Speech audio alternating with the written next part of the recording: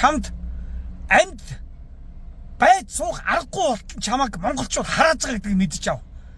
Чи үүнийг өвдөг сөхөж жоод нэхийн ясалж жоод уучлахгүй мэдв.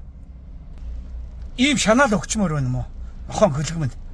Тэгэд нэг 5-6 залуучууд ямар новшоо ярьсан юм бэ? Пүүх.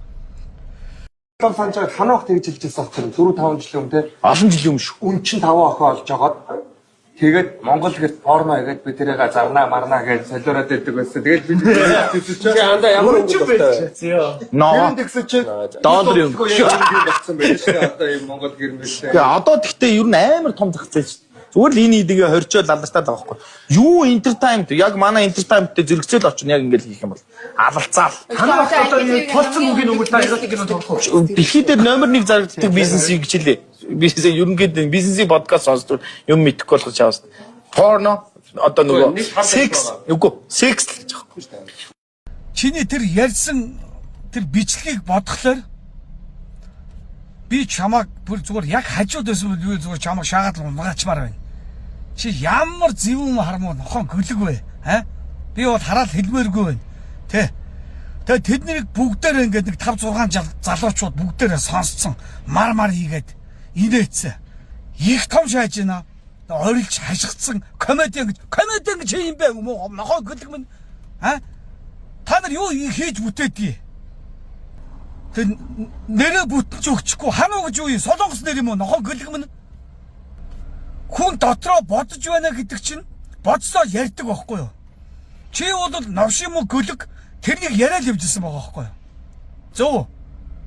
Хамрын доор ангархаа байна гихчээр амнаасаа унжгаа үг болгоно инфлюенсер нэртэй муусан нохон гөлгнүүд минь сайн бодож тунгааж ярьж явах хэрэгтэй.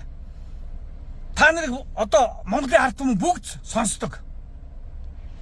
Өөрсдөө инфлюенсер нөлөөлөгч гэж бодцсон. Дээрээс нь энэ бичлэгийг үзэж байгаа нөгөө нэг инфлюенсер нэртэй олонний танилуд хайцсан. Та нар яг ийм үед ийм нийгэмд үлгэр дуурайл ийм буруу үлгэр дуурайлж байгаа ийм новшлуудыг та нар буруу шааж дуурах ёстой байхгүй юу? Янз нэг ийм реклам сурчлагаа юмнууд өөртөө ашигтай юм дээр лаглаг дуурай шаачна. Тэ? Бусад ашиггүй юмд бол та нар ингээд бүгд амаа өдөлцсөн юм шиг байдсан шүү дээ. Одоо та нар дуурсагч болсон шүү дээ. Бүгд дуурцгаа. Тэг би энэ дээр уулын дуурахгүй бай гэж би зүгээр бодсон. Нэгдүгээр би өөрөө олон охинтой хүн. Хануугаад нохон гөлөг мөн чи сонсож гин үү?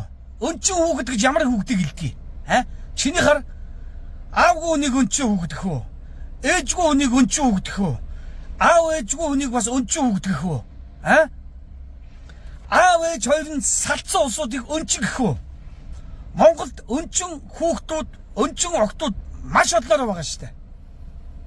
Чиний энэ ярьж байгаа энэ лалрын бодлоос чинь болоод энэ өнчин охтууд яаж амьдрах ёстой? Миний ирээдүйн хүүхдүүд яаж амьдрах ёстой? Чи муу новш. Заяа.